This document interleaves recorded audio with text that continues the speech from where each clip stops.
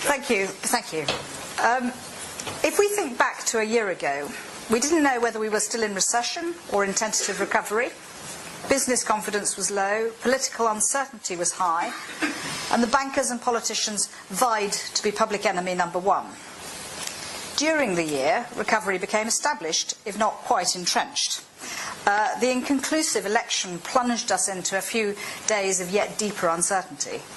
But given that result, a seemingly stable coalition was the best outcome. The currency and bond markets have rewarded this stability. Business confidence remains fragile, having retreated a little from a two-year high in the middle of the year. Bankers are still not much loved by the media or the public, but the venom has possibly diminished. So for 2011, what lies ahead? I am relatively optimistic. Why? Growth. The coalition made economic growth central to their agreement. Sorry, I must touch that. To their agreement, and have repeated the mantra in their departmental business plans. Of course, it's just words. I've sent you somewhere completely. The coalition have made economic growth central to their agreement and have repeated this mantra in their departmental business plans. Of course, it's just words. But there are senior figures in government who do understand that business growth is essential to paying down the deficit and putting the economy on a sustainable footing. In London, in at least one sense, they have been as good as their word. Capital funding for infrastructure, transport infrastructure, has emerged less damaged by the cuts than might have been predicted. Crossrail trains will run by 2018, just a year later than was predicted in 2007.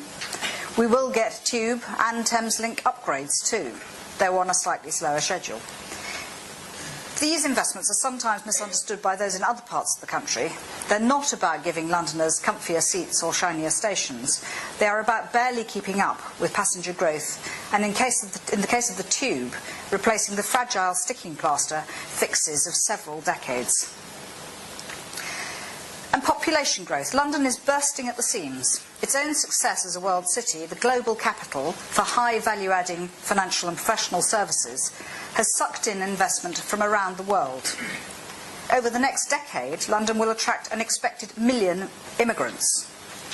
And before we get the Daily Mail overexcited, I mean 1 million immigrants from the rest of the UK, drawn by job and career opportunities.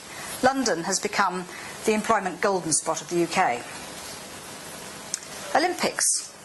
Opportunity knocks with the Olympic Games and the rehabilitation of large swathes of brownfield land associated with it.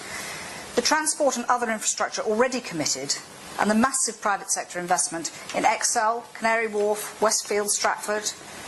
There are some who decry the £9.3 billion Olympics as poor value for money. But actually, the potential released by redeeming, revitalising and refreshing space and people could be worth much, much more. So what are the risks to our competitiveness? Of course, not everything in the garden is rosy. It's agglomeration of capital and talent which makes London so successful. But we have work to do on tax competitiveness, on immigration policy, on rehabilitating the banking sector. These are all issues that affect our ability to attract and retain investors and other highly talented people. It would be interesting to know, and perhaps Mori has this tucked away in the slides, how young, ambitious, successful business people in Singapore, Rio de Janeiro or Shanghai perceive London and the UK. How has that perception fluctuated in the last 2 or 3 years, with tax changes, immigration policy changes, the credit crunch and everything else? We also have communities who haven't fully shared in London's success.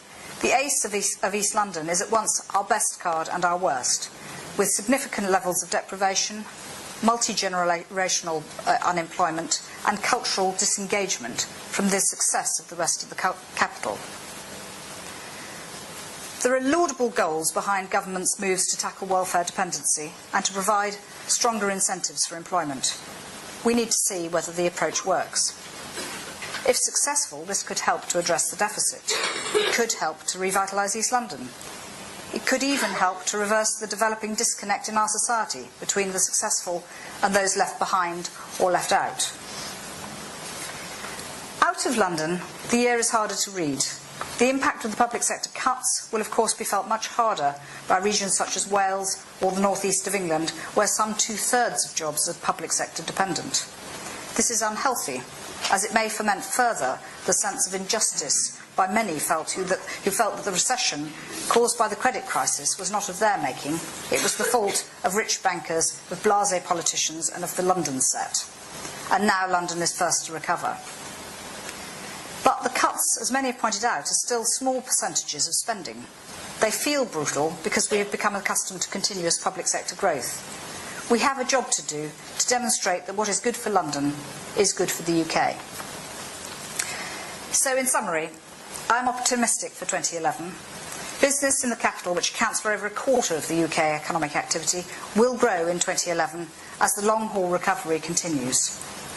The risks to this include issues over which we have little control, such as global economic confidence, and issues over which we or our political leaders do.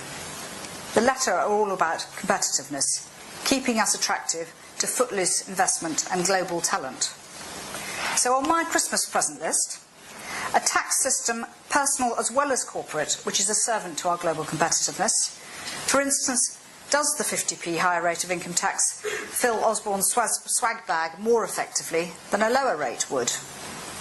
And an immigration system which is bureaucratically light to touch. We shouldn't reluctantly permit the contribution of talented people from overseas. We should be actively selling ourselves to them. Come to lively London, come and build a business in Britain. Thank you.